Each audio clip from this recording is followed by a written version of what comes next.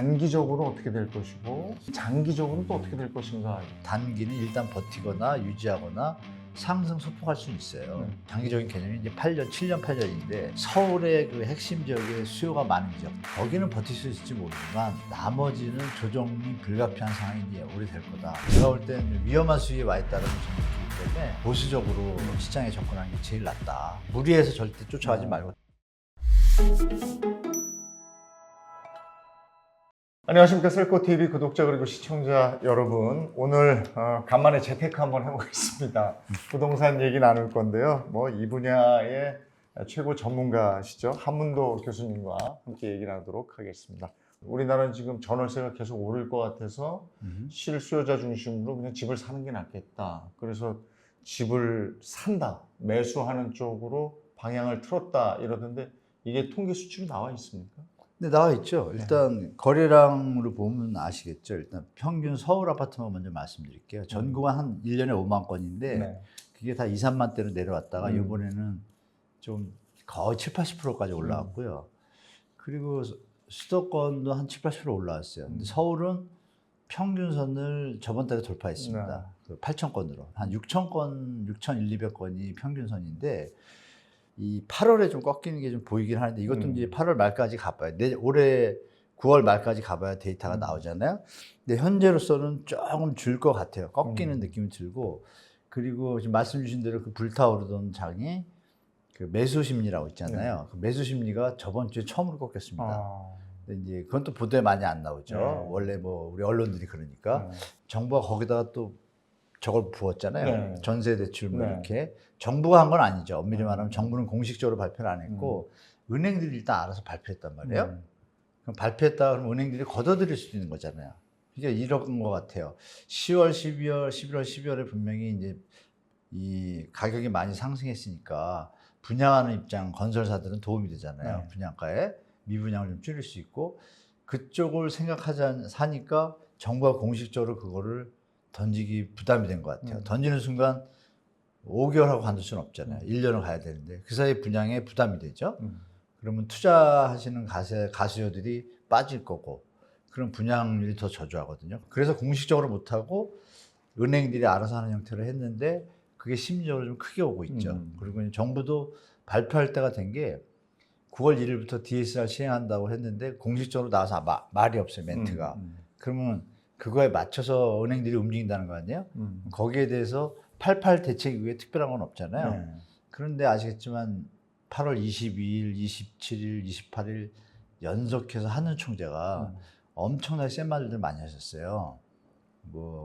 금리 인하에 대해서도 획을 딱 거버리고 환율하고 부동산 때문에 쉽게 단언하지 못한다는 토를 다셨고, 그러니까 이게 이제 금융당국이나 정부 정책당국이나 이 상황은 다 파악하신 것 같아요. 그러니까 이제 결론은 연착륙을 가야 되는데, 그래서 우리 시청자분들은 여기서 상승세가 이어진다는 건 약간 오버슈팅이 좀 심하게 되기 때문에 안 되는 쪽에다가 시나리오를 두고 자산 관리를 하는 게 좋을 것 같아요. 근데 요즘에 이제 매기가 있다. 이래서 있죠. 네. 매수 실제로 분석을 해보니까 네.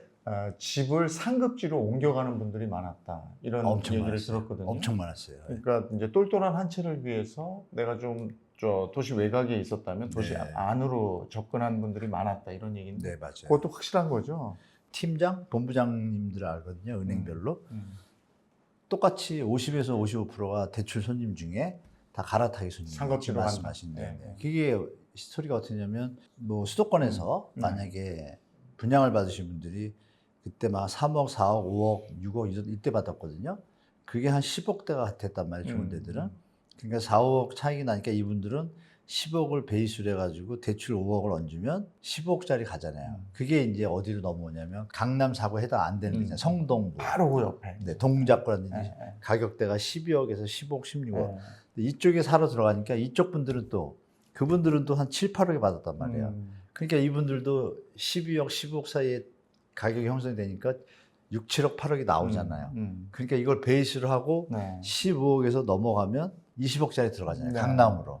이게 이제 연차적으로 넘어와가지고 지금 거기다 결정적으로 정부가 다 해당되는 건 아니지만 생애 최초에 대해서는 금리를 2%에서 3%로 완전히 낮췄잖아요. 정책 금리를. 음. 정말 약이 되는지 독이 되는지는 우리 시민들이나 국민들이 잘 지켜봐야 돼요. 이게 계속 이어지면 전세 대출도 마찬가지고 주택담보대출도 저금리로 가면 주택가격이 오른다고 했을 때 이게 과연 차라리 주택가격이 낮아서 대출량을 줄여서 가게 되면 어떻게 돼요? 가처분 소득이 남아있으니까 쓸 거 아니에요. 그럼 내수경제로 넘어가잖아요. 이거를 조화를 잘 맞춰야 되는데 6월에서 또 갑자기 7월에서 9월로 늦췄잖아요. 이게 신호가 묘한 거예요. 늦추니까 사람들 심리가 어떻게 돼요? 그러면 9월부터는 금리가 올라가는구나. 살까 말까 하던 분들도 이 길에 그냥 사자. 뭐 이런 게 이제 겹쳐진 거죠. 그런 금리나 이런 여러 가지를 상황을 생각해서 집을 사고 팔고 이러는 네. 분들도 계시겠지만 네, 많은 분들은 그 심리에 의해서 사고 팔고 하거든요. 그러니까 많죠. 하면서 집값이 이렇게 떨어질 것 같았는데 오르네. 네네. 이거 얘기 들어보니까 계속 오른다더라. 네네. 그러니까 지금 내 집도 좀 올랐을 때 조금 대출 조금 보태서 상급지로 가자 하는 분들이 많았을 것 같아요. 네, 그분들은 이해가 네? 되죠. 예. 그러니까 그런 분들을 보면 집값이 계속 오를 것이냐 아니면 오르다가 말 것이냐가 또 중요한 부분이라서 네네.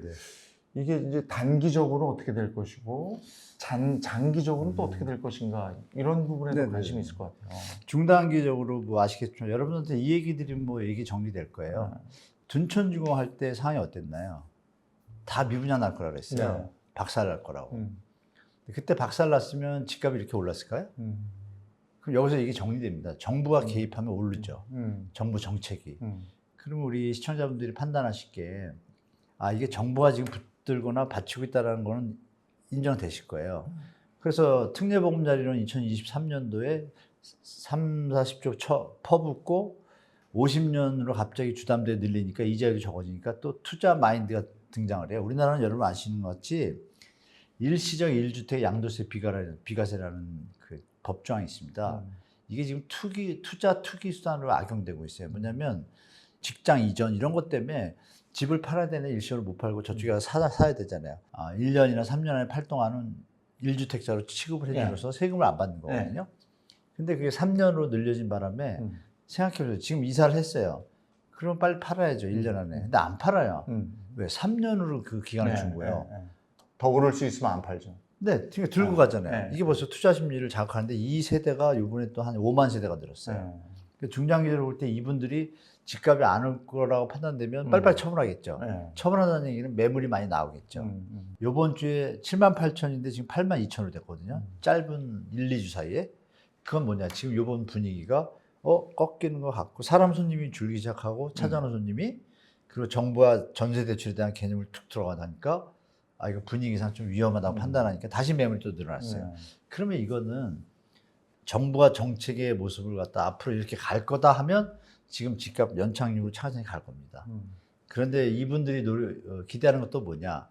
조금 더 빠져가지고 마치 난리 날 것처럼 또 이렇게 프레임이 잡혀지고 다시 정부 돈이 또 들어오는 상태. 그럼 그때가 또 팔기가 되겠죠. 집값이 오를 때. 지금 그걸 저울질하고 있는 것 같아요. 그분들. 그럼 이게 뭐냐? 투자, 나쁘게 얘기하면 투기, 이거를 3년마다 하는 분들이 계세요. 근데 그분들을 나쁘다고 할 수 없어요. 그분들 입장에서 자본주의 국가니까 당연히 법이 허용하는 범위 내에서 네, 하는 법이 거니까. 적법한 선에서 할 수 있잖아요. 근데 그거를 방치한 게 누구예요? 정부죠. 그 판을 깔아준 게. 여야 할 거 없이 잘못된 정책을 계속 유지하고 국민들이 또 그거를 또 언론도 마찬가지죠. 프레임을 그쪽으로 자꾸 몰고 가니까 2030 세대들이 뭐 학교 나오고 일하다 보면 뭘 알겠어요. 그냥 올라가는 것보다 이렇게 트라우마, 이제 프레임이 잡히는 거죠. 근데 이제 팩트를 알고 나면 5060이 요새 안 샀잖아요. 왜? 그림이 보이니까. 이거는 40대가 이번에 제일 많이 샀잖아요. 이제 그 정책 그림 때문에. 됐다. 머리 아프잖아요. 이사 다니고. 40대면 또 애들이 딱 클 때예요. 그분들이 이번에 정책 금리 2%, 3%짜리 나온 거. 계산해 보시면 5억 받으면 한 달에 100만 원 내면 되거든요. 110만 원. 그러니까 이번에 이 분위기 속에서 이거 머리 아픈 거죠. 그러니까 정부가 만약에 여기서 신생아론이나 이런 정책 금리를 안 썼다라면 주택 가격이 내려가서 살 수도 있잖아요. 근데 그게 제가 이제 아쉬운 건 그거죠. 그랬다라면 내수는 살 수 있었어요. 중단기적으로는 제가 볼 때 버틸 수는 있어요. 정부가 어떤 정책을 쓸지 모르기 때문에 가진 분들은 버틸 수가 있는데 조금 이자가 많은 거나 부담되는 분들은 겁나서 팔겠죠. 이거 혹시 내려갈 수도 있으니까. 근데 여유님들은 가져갈 거예요. 그러니까 혼동의 시장인데 정부가 조금만 어떤 예측 가능한 정책의 방향만 딱 정해준다라면 시장은 제가 볼 때 좀 하향 안정화로 연착륙이 이쁘게 될 것 같아요. 중장기적으로 보면 정부가 예측 가능한 시나리오를 던져줘서 연착륙이 제일 낫고, 중장기적으로 볼 때 이런 얘기 들으면 깜짝 놀라겠지만 2032년 이제 얼마 7, 8년 많이 남았죠. 7, 8년인데 그때 결혼 쌍수가 지금 예측이 10만 쌍입니다. 10만, 11만 이렇게 되거든요. 지금 20만 대예요. 그러면 신규 수요가 10만이 주는 거예요. 이런 걸 잘 연결해서 보시면 단기는 일단 버티거나 유지하거나 상승 소폭할 수는 있어요. 그런데 장기적인 개념이 이제 8년, 7년, 8년인데 그 뒤를 보면 서울의 그 핵심 지역에 수요가 많은 지역들, 뭐 제가 말씀 안 드려도 아시잖아요. 거기는 버틸 수 있을지 모르지만 나머지는 조정이 불가피한 상황이 이제 오래될 거다. 그리고 이 얘기도 드리면 미국하고 일본이 우리보다 뭐 머리가 나쁘거나 경제 지식이 없나요? 훨씬 높죠.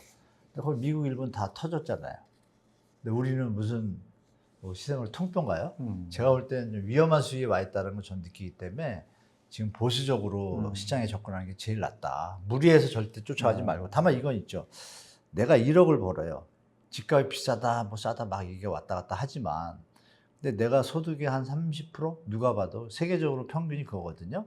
30%를 대출 이자하고 원금을 갚을 수 정도면 생활하는 데 문제 없는 거예요.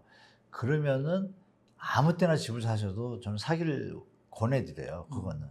근데 어려운 분들, 집값이 어려워서 갭이 생겨가지고 생활에 지장이 오는 분들은 진짜 심사숙고하셔서 집에 접근하시라고 좀 말씀드리고 싶어요. 그러니까 집을 이 시점에서 투자를 생각하고 사는 건 아니고 실거주면 가능한데 네. 맞아요. 투자라고 생각해서 정말 조심해야 장기적으로 돼요. 오를 거니까 내가 산다, 이거는 아닌 것 같다, 이런 네, 말씀이시고, 조심할 때인 것 같아요. 글로벌 침체가 오는데 우리만 무슨 통뼈로 버틸 수 있겠느냐. 네, 맞아요. 네? 그러니까 그 부동산 시장도 경기 침체하고 같은 영향을 받게 되는데 요 몇 달처럼 그렇게 오르는 시장이 지속되지는 않을 것이다. 네네. 이렇게 이해하면 되겠습니까? 예, 정부가 가만히 있었으면 오를 수가 없었잖아요. 예, 예. 그러니까 우리 시청자분들은 정부 정책 예. 발표를 잘 보셔야 될 것 같아요. 근데 여기서 결정적인 건 여론들이 전세 대출이 심각한 문제라는 걸 이제 인지하기 시작했어요.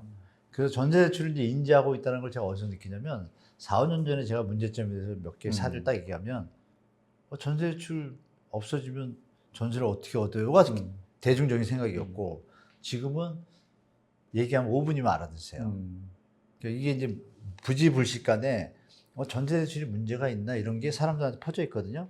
그럼 여러분 생각해 보세요. 이 우리나라 2,300만 가구인데 지금 말씀 주신 집값이 올라서 좋은 분들이 얼마일까요? 이 중에 딱 350만 정도 돼요. 나머지 그러면은 350만 빼면 2천만에 가까운 1주택자, 무주택자들은 집값 오르는 걸 좋아할까요? 안 좋아합니다. 집값 오르면 세금만 더 내고, 그리고 이 1주택자 중에 자식이 둘인 분들은 올라갈수록 손해예요. 자식들이 피해를 더 덤태기 쓰는 거예요. 그죠? 집값이 5억 올라갔는데 아들들은 그럼 5억씩 더 줘야 되는데 10억이 나가는데 이걸 냉정하게 생각하고 무주택자들은 당연히 올라가는 건 부담스럽잖아요.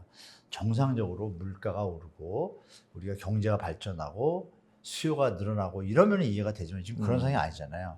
그러니까 이 부분에서 350만을 위한 정책을 계속씩 유지하고 있는 게 대한민국이고 이제는 바뀔 때가 된 거예요. 출산율 공짜는 거 다 아는데 대책이 뭐가 있어요?